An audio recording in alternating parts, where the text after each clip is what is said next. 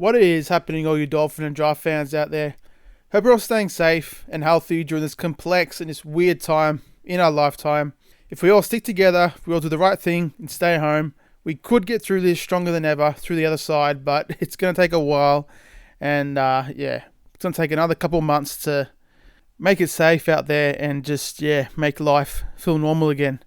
So in today's video, I'm going to be doing a post-free agency mock draft for the Dolphins.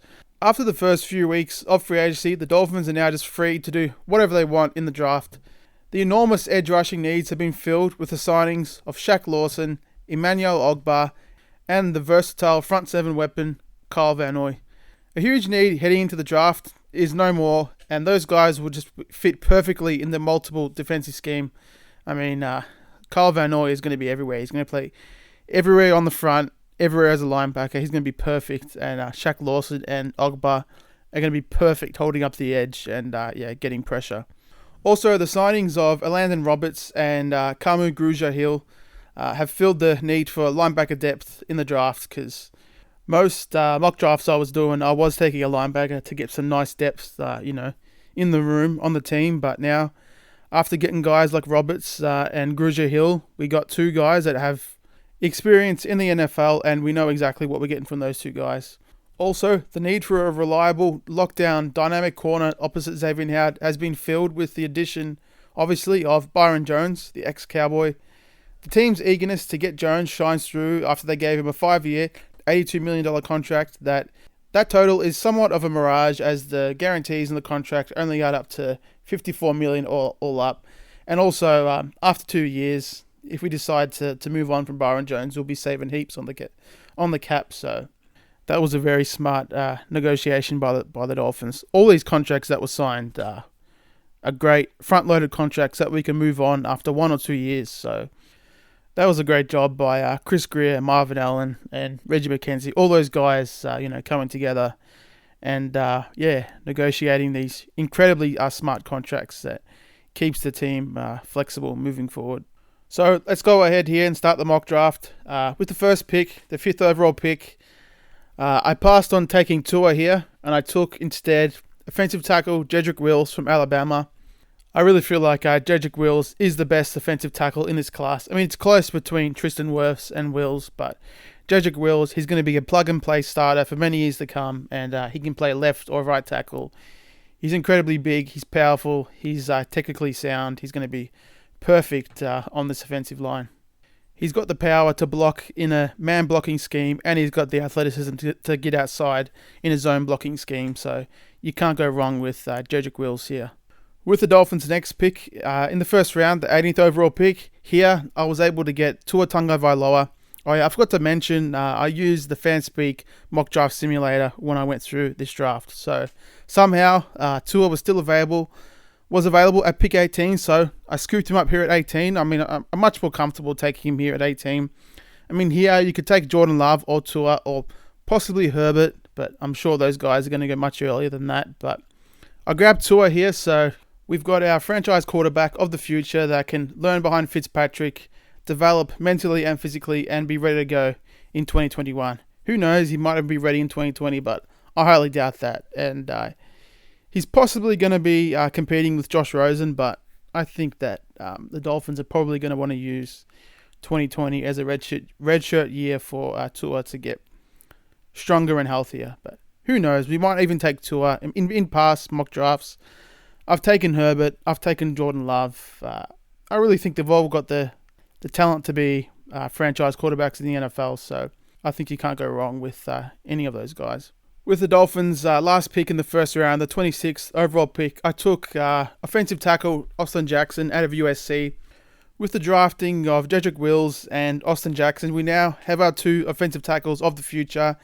Jedrick Wills can play on either side, but I'm sure if we were to take Austin Jackson as well, Austin Jackson, being a young guy, he's 20 years old. He might be 21 when the season starts, but he's a young guy that I'm sure is pretty comfortable on the left side. So he'll be starting the left side, Wills on the right side. You can't go wrong with that. We got our two bookends at tackle, and they'd be a perfect addition to the team's offensive line that just has nothing at this point. I mean, we got Ted Karras, Jesse Davis, and possibly Michael Dieter, who who could be a backup this year, depending on who we draft. But Austin Jackson and Jedrick Wills, they would be absolutely perfect additions to the team and the offensive line. So, speaking of offensive line, in the second round, the 7th pick in the second round, 39th overall, I took Lloyd Cushenberry. So, another young guy to plug into this offensive line. Lloyd Cushenberry, I think he's the best center in this draft. Besides Cesar Ruiz, they kind of got similar styles, but they're different. Lloyd Cushenberry, he's a bit of a smaller center at 6'3", but that doesn't take away from his ability out there on the field. He's got long arms, 34-inch arms, so he's got elite length on the inside, but he also just knows how to play the position. He's got tremendous power in his hands, and he also was one of the leaders on that LSU championship team. So the Dolphins would be getting a tremendous young football player. And also, I'm sure he can play guard with Ted Karras probably starting at center. Who knows? Ted Karras might even scoot over to guard, but yeah. With the addition of Lloyd Cushenberry, it gives us a tremendous interior offensive lineman. With the 56th overall pick, I took Clyde Edwards-Helaire, running back out of LSU, so the second LSU Tiger in a row. Clyde Edwards-Helaire, in my opinion, is the best running back in this draft, just in terms of what he can do as a runner and in the passing game, just his cutting ability. His twitchiness out there is just incredible. He plays the way he cuts out there. He can just absolutely cut on a dime and make defenders look absolutely stupid, man. I just think that he's an elite running back, and I think he's going to be tremendous in the NFL. Just watch his tape. He's 5'7", but that doesn't take anything away from him. He's got great speed. Even though he ran a 4.6, just his quickness and his speed out there is enough to get the job done. And I just think that right away, he'd be the best running back on the team, and he'll be a dynamic piece for many years to come. He reminds me of like a cross between an Alvin Kamara and Devin Singletary, but he's got great power. I think he's like nearly 210 pounds, 5'7". He's an absolute bowling ball, but he's an incredible elite football player that I think will dominate in the NFL straight up. Moving on to pick 70, in the third round, I took safety Ashton Davis out of California. He's going to be the perfect deep safety for us, allowing Eric Rowe to be the perfect complement at safety. That will allow Rowe to, get in the box and cover tight ends and absolutely dominate like we saw him do last year when the Dolphins moved into safety. What an incredibly intelligent move by Flores and the staff, just moving him from corner to safety. He looked like a completely different player, and it just allowed him to, shine with his athleticism at safety. Ashton Davis is just a highly intelligent player. You can just tell, listening to his interviews, he's a guy that's going to prepare the right way and just do everything possible to succeed out there on the football field. Yeah, just intelligence and athleticism. There's a great recipes right there for an elite safety in the NFL and for the Dolphins. I think he'd be a great deep safety, free safety for this defense. He would work perfect in the scheme. So moving on to the fourth round here, the 131st overall pick. I went ahead and drafted running back Zach Moss out of Utah. He was the best available player on the board at that point, but I think that Zach Moss would be another awesome and amazing addition to this running back room. Zach Moss is a guy that can really do it all at running back. He's a bigger running back than Edwards-Helaire. He's 5'10", 225-ish pounds, and he can really just do everything out there on the football field. He's a hybrid, in my opinion, of Alvin Kamara and Kareem Hunt. He's his first year with the Chiefs, but he can make guys miss. He can run through arm tackles. He's great in the passing game. He's got great hands. He runs, serviceable routes. He's no Edwards-Helaire, but he can get it done in many ways on the football field. And I just feel like he'd be an awesome addition to this team and the offense. Just another dynamic guy that can help to get the chains moving. And it just never really hurts to draft a talented running back that can help out the team for 4 years and just do his thing on the football field. So onto the fifth round, the 153rd overall pick. I took edge rusher Alton Robertson from Syracuse. Just another young guy to add to the team. 6'4", 250 pounds. He can learn behind Shaq Lawson, Van Noy, and Emmanuel Ogba. We won't have to force him out there on the field. He'll be able to, to learn and grow at a much more normal rate. We wouldn't have to force him out there on the field, and I think that this coaching staff can get the best out of Robertson. In the fifth round here, the Dolphins are going to have back-to-back picks, so with the 154th overall pick, I got the Dolphins taking wide receiver James Prosh out of SMU. This guy is an incredibly talented receiver that can absolutely dominate on the field. He's got awesome route running ability. I just saw him time and time again get open. He really knows how to get off the line of scrimmage and get the separation from his man.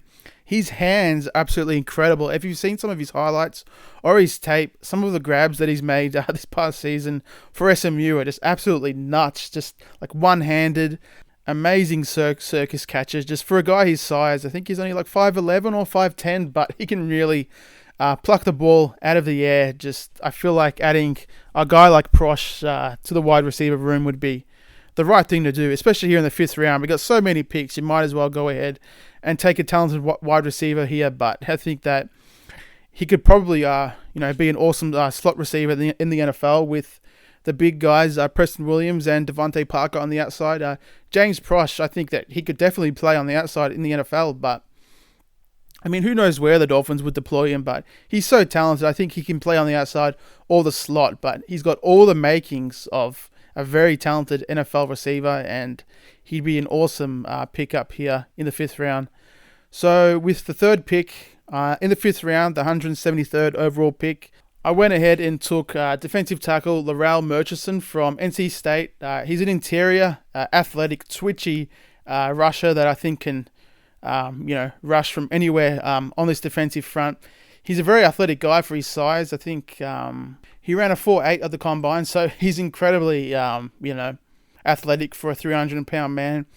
And just after watching his tape, I feel like he can be a good interior rusher in the NFL or wherever else the Dolphins want to deploy him.